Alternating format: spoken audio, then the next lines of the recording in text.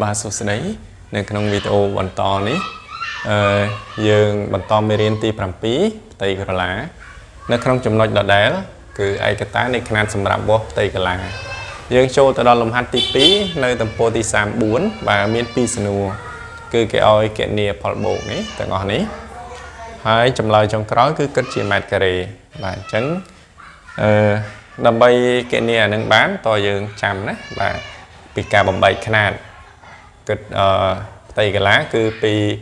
មួយប្លោះទៅមួយប្លោះគឺខុសគ្នា100ដងណាថែម0.2បានដល់លើនេះយើងបានឃើញហើយអញ្ចឹងយើងមើលសំណួរកគេមាន3ហិតតា 5a 27សង់ទី a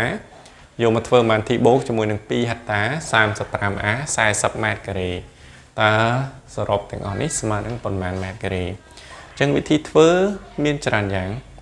បងអាចគិតមើលនេះអានេះហិតតាអានេះហិតតាយើងអាចយកហិតតានេះមកគិតមួយហិតតាទៅឃើញប្រមាណហិតតាយក a មកគិតមួយ a ទៅ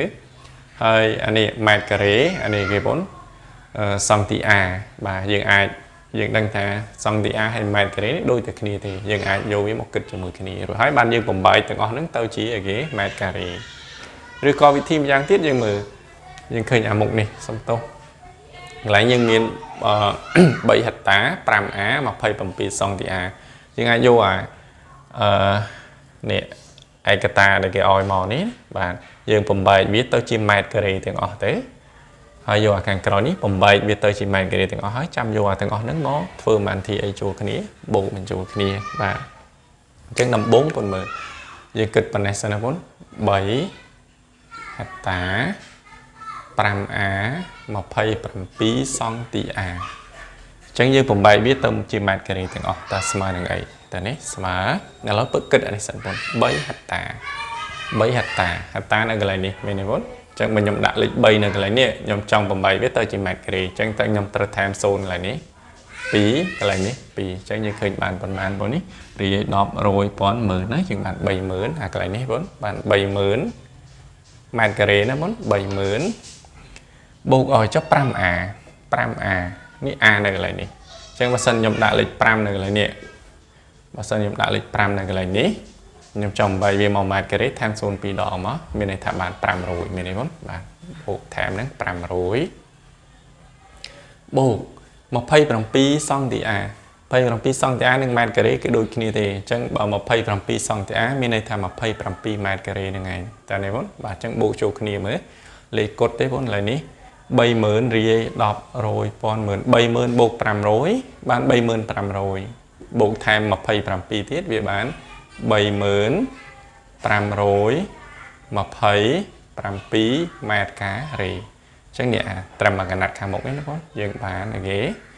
30527ម៉ែត្រការ៉េយើងយកនេះមកគិតម្ដងណាបាទយើងមានអីយើងមាន2ហិតតា 35a 40ម៉ែត្រការ៉េតើស្មើនឹងប្រមាណម៉ែត្រការ៉េអញ្ចឹងអានេះ2ហិតតាដូចគ្នាដែរគឺបាន20000ម៉ែត្រការ៉េណាបាទ 35a គឺបានអីគេបង3500តែនេះបងយើងថែម0.2ដងមកយើងបាន3500 40ម៉ែត្រការ៉េហ្នឹងវា40ហ្នឹងឯងណាបាទអញ្ចឹងយើងបូកចូលគ្នាអញ្ចឹងឡើង20000បូក3500វាបាន23500ហើយបូកថែម40ទៀតវាបាន23540ម៉ែត្រការ៉េអញ្ចឹងយើងយកអាពីរនេះមកធ្វើបានទីអីជាមួយគ្នាបងនេះអាមុខនេះហើយនឹងអាក្រោយនេះធ្វើបានទីបូកអញ្ចឹងយើងបូកមកបងណាបាទបូកគ្នាមកមើលនេះបងបាទចាំកន្លែងណា7នេះបូកមកបាន6នេះបូកមកបានប៉ុន្មាន10សរសេរលេខ0ត្រាទុក1អញ្ចឹង1 4នេះបូកមកបានបងបាន5អញ្ចឹងបាន54067គេបងម៉ែត្រការ៉េអញ្ចឹងយើងបានចម្លើយយើងគឺស្មើនឹង54067ម៉ែត្រការ៉េបាទយើងទៅមើលសំណួរខ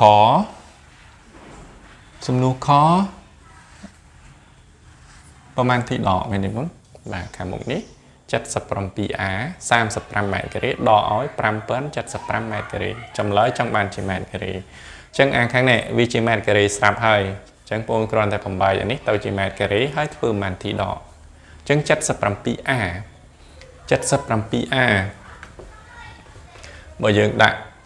77នៅកន្លែងនេះយើងចង់បានវាទៅជា métការ៉េយើងថែម0 2ដងអញ្ចឹងយើងឃើញ 7700 ទេបងអានេះណា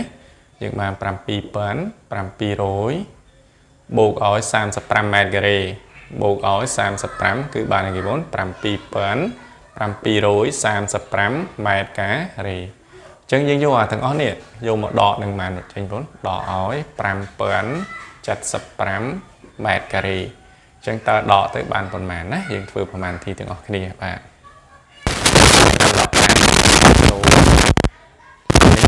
3ដក2យើងត្រូវខ្ចីពីមុខមកណាបាទចឹង3ដក7អត់បាននេះខ្ចីពីមុខចឹងនេះឡើង13អានេះថយសល់ប៉ុន្មានបងសល់6ណាបាទចឹងនេះឡើង13បាទចឹង13ដក7នៅសល់ប៉ុន្មានសល់6បាទអានេះ6ដក0សល់6បាទ7ដក5នៅសល់ប៉ុន្មានបងសល់2ចឹងឃើញប៉ុន្មាននេះ